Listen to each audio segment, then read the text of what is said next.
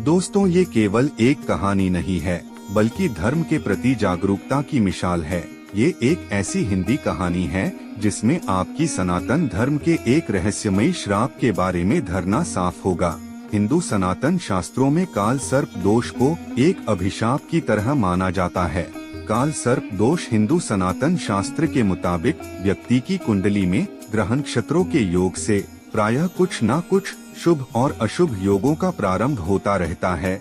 कुंडली में स्थित शुभ योग से जहां व्यक्ति को अच्छा फल प्राप्त होता है, वहीं अशुभ योग और दोष से जीवन में कुछ समस्याओं का सामना भी करना पड़ता है।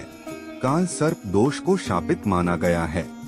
दरअसल हिंदू सनातन शास्त्र के जानकारों का कहना है कि काल सर्प दोष के अशुभ प्रभाव से शारीरिक, मानसिक और आर्थिक परेशानियों का सामना करना पड़ता है, लेकिन फिर भी कुछ लोग अपने तुच्छ ज्ञान की वजह से शास्त्रों में लिखी चेतावनियों को भी नजरअंदाज करके अपने जीवन का सर्वनाश कर बैठते हैं।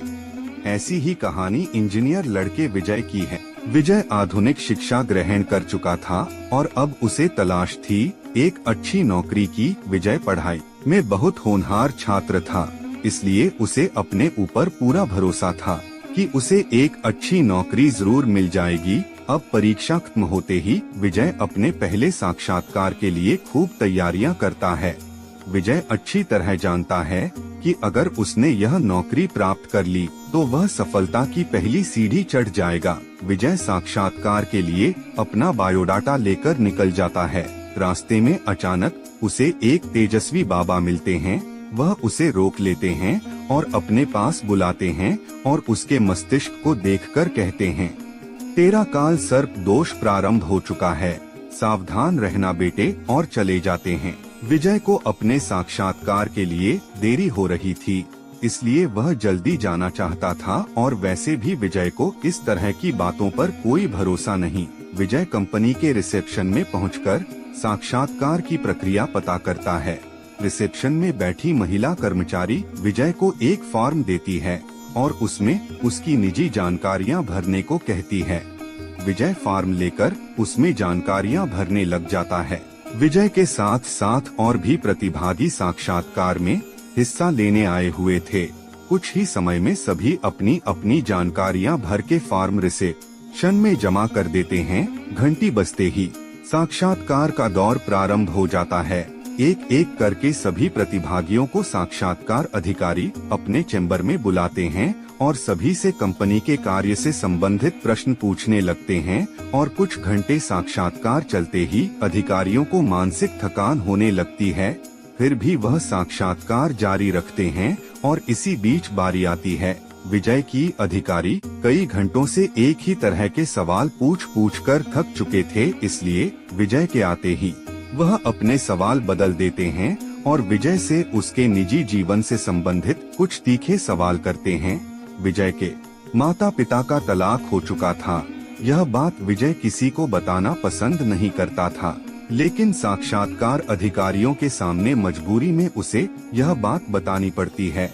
और इसी बात पर जब अधिकारी विजय को अपमानित करते हैं तो उसे गुस्सा आ जाता है और वह अधिकारियों के मुंह में अपना कागज फेंककर साक्षात्कार चैम्बर से बाहर निकल आता है। विजय ने साक्षात्कार की बहुत तैयारियां की थी, लेकिन अधिकारियों के ऐसे रवैये से उसका मनोबल टूट जाता है और वह सोच लेता है कि अब वह किसी भी साक्षात्कार में नहीं जाएगा।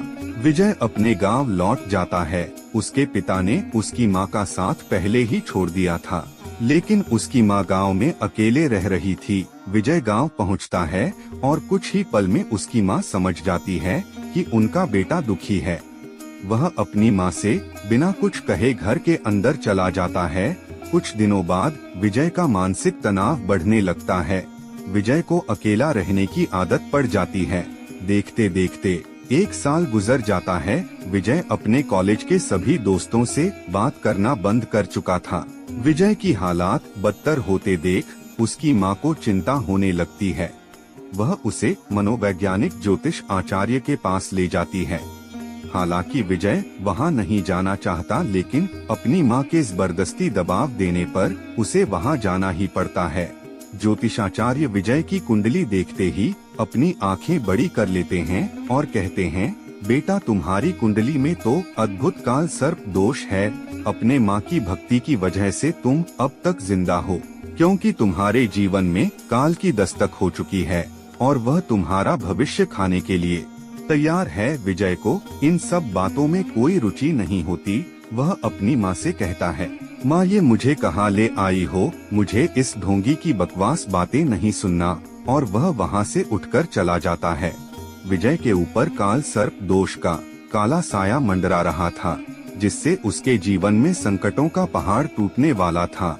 लेकिन वह अपनी जिद में अपना जीवन बर्बाद करने पर तुला हुआ था। विजय के जाने के बाद उसकी माँ ज्योतिषाचार्य से विजय का काल सर्प दोष समाप्त करने का उपाय पूछती है।